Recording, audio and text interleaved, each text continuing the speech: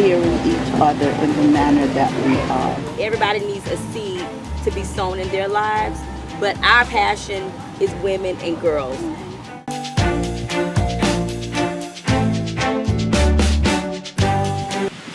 I am so glad that we're here meeting.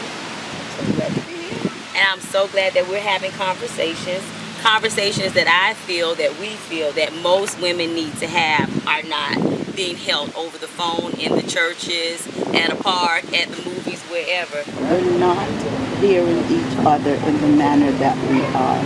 And because of that, we're failing each other. We're failing each other because we're not standing in the gap somewhat for each other.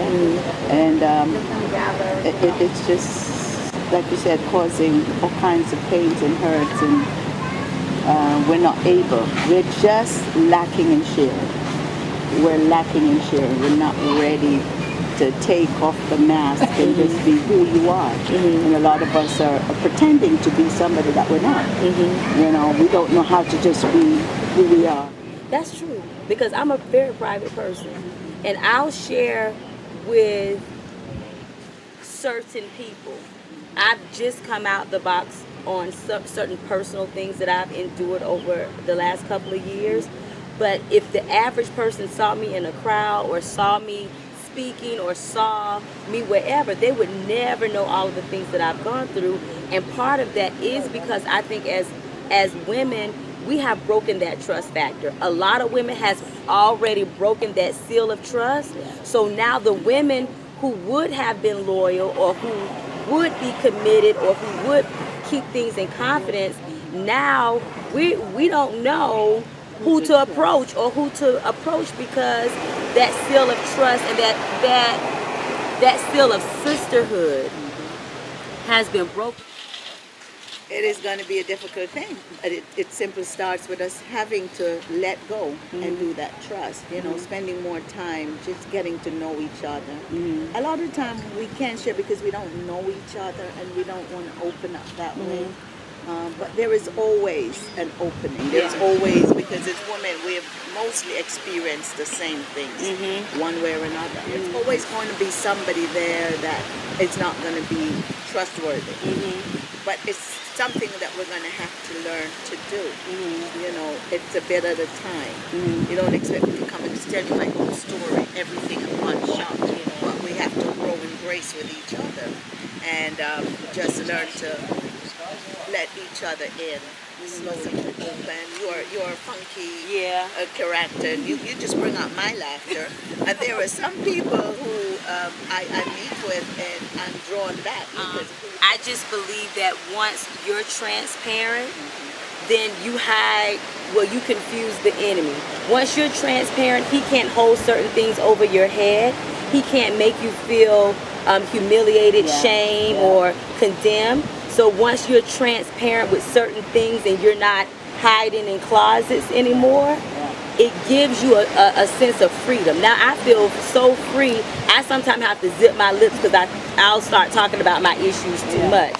But one of the things that I know we'll have a lot of conversations, but one of the things that I know is so hush-hush with women, and it's something that I actually dealt with, is abortions.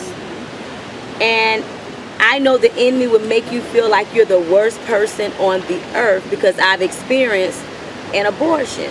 And in the church, when I preached about it, or when I talked about it, women would come up to me after church service and say, you just don't know how condemned and how awful every time I look at myself, how I feel about myself in that choice. And there's no way in this world I'm trying to make it okay. It's wrong. It is dead wrong. But there's a healing that has to take place. But these are the conversations we are not having. Yeah, there is a healing, and we have to talk about it to be free. Yes. To be free from your past that you're here. And you know, because we have a forgiving God, we can believe that He has forgiven us. Yes. Now, if God will forgive me because I did that, then I need to know it in myself that I am forgiven. I need to draw strength from God. You know, I'm forgiven because He forgives us everything, every sin. Yes. He's not going to hold it over our heads. So we need to free ourselves. Once we've come and confessed, Lord, I messed up here, blah, blah, then I need to be able to let go and not walk around it in my mind as an issue. Because a lot of times we do. We walk around with, our past. And we're supposed to be free from our past. We're supposed to be free from our past. The past doesn't walk with us. It's gone. Because it's cast into the sea of forgetfulness. Isn't that what the Word of God says? Yes. It's gone. He doesn't remember. So why should I This walk is around? awesome. We are going to be here every Monday at 10 a.m. at the Cape Coral Yacht Club Beach. And we're going to be having some meaningful conversations. We're going to post. We're open for questions. These are genuine conversations. You're not going to see us all, fixed up. We're ourselves. It's hot.